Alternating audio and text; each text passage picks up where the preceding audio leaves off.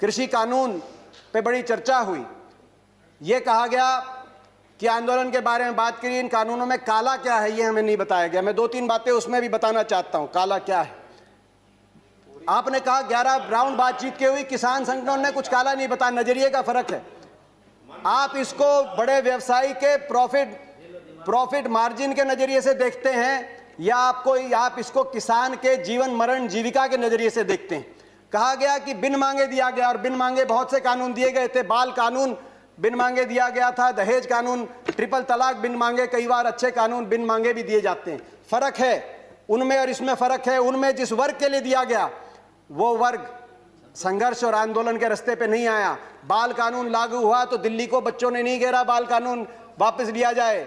दहेज का कानून आया तो महिलाएं धरने पे नहीं बैठी कि हमें दहेज देना है। मगर यहां जिस वर्ग के लिए आपने दिया वो वर्ग आज आपके दरवाजे पे आया, दिल्ली के आसपास लाखों की तादाद में बैठा है।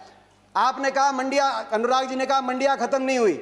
सही बात है, मंडी, इसमें कोई प्रावधान नहीं मंडी समाप्त करने का। 2 मंडियां बन गई हैं, एक निजी मंडी जिसमें टैक्स नहीं लगेगा और एक सरकारी मंडी जिसमें टैक्स लगता है। 2 मंडी, एक देश एक विधान, एक देश एक संविधान, एक देश एक निशान, एक देश एक चुनाव, एक देश एक मार्केट। तो एक देश 2 मंडियां क्यों? किसान ही क्यों मिला आपको? एक मंडी। और ये जो टैक्स आप कह रहे टैक्स मुक्त कर दिया, टैक्स कौन देता है? खरीदार देता है इन मंडियों में टैक्स, किसान नहीं देता। पंजाब में 6.5%, हरियाणा में 4% और सरकार को देता है। हरियाणा पंजाब का आज ग्रामीण इंफ्रास्ट्रक्चर अच्छा क्यों है? हर गांव में अच्छी सड़कें क्यों हैं?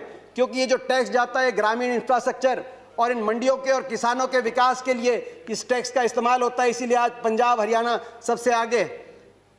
फिर बात आई कि एमएसपी खत्म। प्रधानमंत्री जी ने कहा एमएसपी थी, है और रहेगी। ठाकुर जी ने भी कहा कि कोई है किसमें दम जो बताए कि एमएसपी चली जाएगी। सही बात है, एमएसपी थी, है और रहेगी। मगर क्या एमएसपी सभी किसानों को मिलेगी और सभी फसलों पे मिलेगी? प्रश्न इस बात का उठता है। आप में दम है खड़े होकर आप कह दें कि एमएसपी मिलेगी हर किसान को देश में? आज भी शांता कुमार कमेटी बताती है कि मात्र 6% से 16% तक किसानों को एमएसपी मिलती है। बाकी देश में बहुत से ऐसे प्रदेश है जहां पे एमएसपी नहीं मिलती। आपको चाहिए तो यह था जो पंजाब, हरियाणा, पश्चिमी उत्तर प्रदेश में एमएसपी मिलती है वही एमएसपी बिहार में मिले, जहां धान 800 रुपए, 1000 रुपए में जा रहा है, 1800 रुपए में हमारे यहाँ धान मिल रहा है। आपको चाहिए था कि इसको वहां पे लेके जाएं, मगर आप वहां के किसान को की परिस्थिति हमारे यहाँ की करने की बजाय हरियाणा पंजाब के किसान की परिस्थिति उस तरह की करने की तरफ लेके जाएं। प्राइवेट की बात करी कि आप प्राइवेट का खिलाफत कर रहे हैं। प्राइवेट की खिलाफत नहीं कर रहे, प्राइवेट आए, मगर मंडी के अंदर आने से किसने रोका प्राइवेट को? प्राइवेट मंडी के अंदर आए और एमएसपी से ज्यादा में खरीदे। कह रहे हैं बाहर भाव ज्यादा मिलेगा, विकल्प होगा, बाहर ज्यादा मिलेगा, बाहर ज्यादा भाव मिलेगा प्राइवेट में। तो आपको यह कानून बनाने में क्यों आपत्ति है कि अगर एमएसपी से कम का कोई कॉन्ट्रैक्ट होगा तो वो कानूनी बाध्य, उस पर बाध्य होगा। हरियाणा के अंदर 2007 में हमने कॉन्ट्रैक्ट अमेंडमेंट लाए एपीएमसी के अंदर, निजी अलाउ किया निजी कंपनियों को, मगर साथ में कानून लिख दिया कि अगर कॉन्ट्रैक्ट एमएसपी से नीचे किया जाएगा तो गैर कानूनी होगा और कानूनी कार्रवाई होगी जो लोग इस तरह का कॉन्ट्रैक्ट करते हैं। आप कह रहे हैं ज्यादा मिलेगी तो आप कर दीजिए, ये कानूनी प्रावधान देने का आप काम करें। आपने कहा कि एक शरद पवार जी ने चिट्ठी लिखी थी, आपने कहा कि मुख्यमंत्रियों का समय हुड्डा कमेटी ने भी इसकी सिफारिश करी थी कि एपीएम सुधार हो, एपीएमसी एक्ट के अंदर बदलाव हो। मैं बताना चाहता हूं कि हुड्डा कमेटी ने, जिस कमेटी में प्रकाश सिंह बादल जी, ममता बनर्जी जी और नीतीश कुमार जी भी सदस्य थे, उस कमेटी ने क्या सुझाव दिया था इस पे? उन्होंने कहा था कि एपीएमसी में सुधार हो मगर एपीएमसी का विस्तार हो। सबसे पहले मंडी, जिस प्रकार से हरियाणा में हर 10 किलोमीटर में मंडी हमने स्थापित करी थी अपनी सरकार में, पूरे देश के अंदर हर 10 किलोमीटर में मंडी बने। दूसरा, प्राइवेट अगर आए तो मंडियों के अंदर आए, एमएसपी से ज्यादा पे खरीदें, एमएसपी से कम पे खरीदते हैं तो कानूनी कार्रवाई हो, वो ऐसी खरीदारी अलाउ ना हो।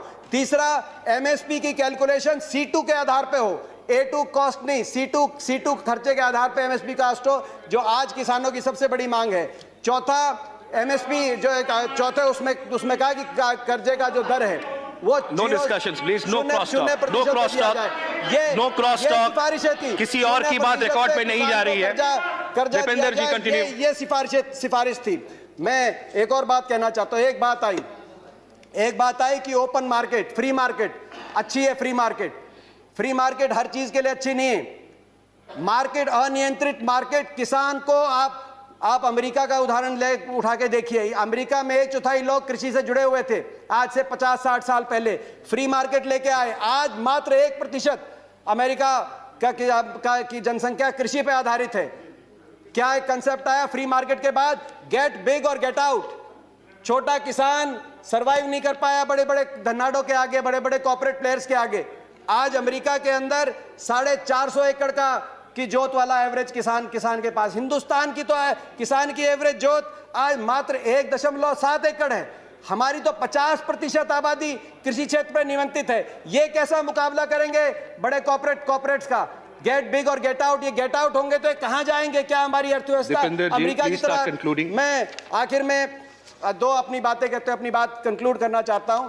बिचौलियों की बात करी कि आपने बिचौलियों से मुक्त करा दिया, कमीशन एजेंट से मुक्त करा दिया। मैं पूछना चाहता हूं इस सदन से, ये जो बड़े बड़े धन्नाड आएंगे, बड़े कॉर्पोरेट हाउस आएंगे, टाटा, बिरला, अदानी, अंबानी, पूर्ति, ये किसकी श्रेणी में आएंगे? बिचौलिए नहीं तो ये क्या किसान की श्रेणी में आएंगे या उपभोक्ता की श्रेणी में आएंगे? ये सबसे ज्यादा अपने मुनाफे को कमाने के लिए बड़े बड़े लोग आएंगे। तो बिचौलियों की आप जो बात कर रहे हैं, आखिर में मैं अपनी बात कंक्लूड करते हुए, प्रधानमंत्री जी ने एक और बात की कि इस आंदोलन में कुछ पवित्र लोग हैं और कुछ अपवित्र लोग हैं। प्रधानमंत्री जी की बात हम मान लेते हैं, कम से कम आप पवित्र लोगों की बात मान लीजिए। आंदोलन में जो पवित्र लोग हैं, अगर आंदोलनकारी पवित्र हैं, पवित्र भावना से अपने हक के लिए बैठे हैं, आप उनकी बात मान लीजिए। और इसकी शुरुआत आप दो कदम उठा के उसकी शुरुआत करिए। आप तुरंत, मैं मांग करता हूं, बातचीत के दरवाजे, क्योंकि आप भागे थे 11वें राउंड में बातचीत से, 12वीं बातचीत के दरवाजे खोलें। आपकी प्रजा है, अपनी प्रजा की बात मानने से आप छोटे नहीं होंगे, अपनी प्रजा की बात मानने से आपकी हार नहीं होगी। बातचीत के दरवाजे खोलते हुए, और दूसरा, जो 200 लोगों ने, 200 से ज्यादा किसानों ने अपनी जान कुर्बान करी है, उनके परिवारों के लिए आपके लिए सहानुभूति का एक शब्द नहीं निकला। कम से कम उनके परिवारों की मदद के लिए एक पैकेज की घोषणा करके विश्वास बनेगा। हम विश्वास बनाने वाले लोग हैं, विश्वास बनेगा। मैं हाथ जोड़ के आपसे प्रार्थना करता हूं, आपकी प्रजा, आपके लोग हैं, इनकी बात मानिए। आपका बहुत बहुत धन्यवाद। जय हिंद, जय जवान, जय किसान। अगर आप बेबाक और निष्पक्ष खबरें देखना चाहते हैं तो हमारे चैनल को सब्सक्राइब करें और बेल आइकन को दबाएं।